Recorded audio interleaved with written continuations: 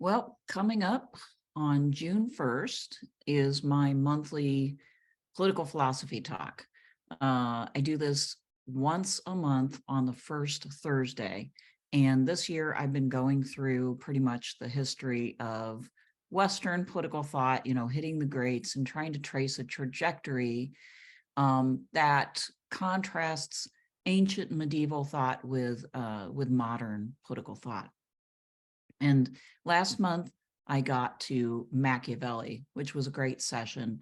This month, this Thursday at 7 p.m. Central Time, U.S. Central Time, I'll be talking about Thomas Hobbes. Hobbes is a thinker that I've written 2 books on, as well as quite a few articles.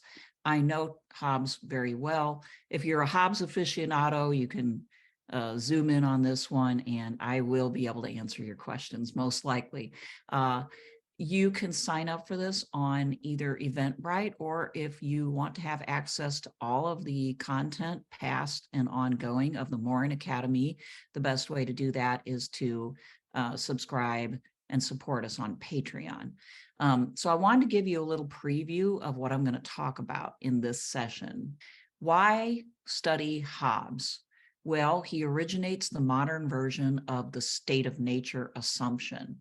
The assumption of the state of nature goes something like this: what would human beings be like if there were no government and no way to enforce any sort of law other than their own individual actions? And of course, the answer is chaos. So thinkers like Hobbes posit this state of nature, whether it really ever happened or not, and then extrapolate, well, what would people be like, and what would they have to do if they wanted to get out of that state of nature? From that, he extrapolates universal right. This is a new idea, or at least relatively new idea, that everybody, regardless of place, really regardless of any sort of particularity, culture, language, everybody is the same, or enough the same, that we can speak in terms of a universal human right, in his case, the right to self-preservation. He also extrapolates universal social laws of nature that apply to everybody at all times, because he thinks that human nature is really the same regardless of where you are or what your cultural differences are. He establishes the social contract basis for sovereignty. So sovereignty of the nation state, the nation state's ability to act in concert towards other countries and to govern its people with authority, is based upon this social contract. And the social contract is based on these very modern markers. First of all, that it is the individual as a rational actor who is the only one who can make a decision, each individual for themselves, make a decision to enter a social contract.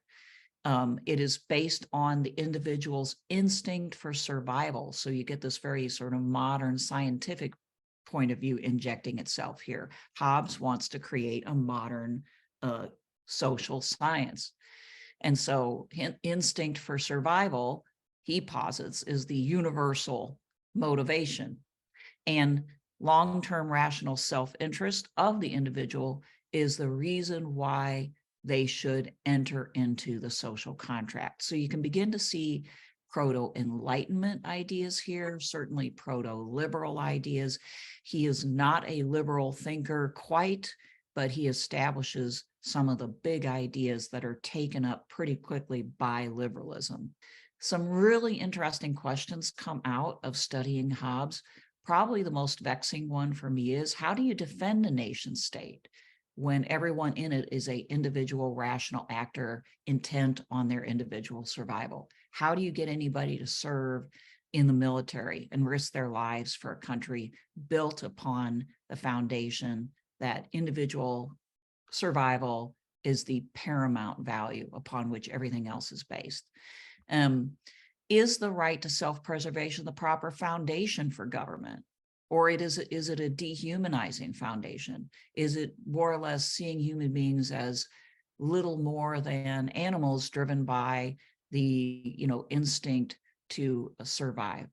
And is popular monarchy a sounder form of government than democracy? Hobbes says, yes, absolutely. He makes a very strong argument that democracy is untenable, and that's why you need something much closer to a dictatorship, but with popular approval. You can sign up for this for a donation of any amount on Eventbrite. I'll put that link below. You can also sign up for a Patreon at the top two levels, which are $5 and $10 a month. At $5 a month, you get all of my monthly talks. You get all the recordings of our sessions, past and future. So anyway, please consider supporting the Morin Academy. Find out more about us by signing up for our free newsletter. I'll put that link below, and I hope to see you on Thursday.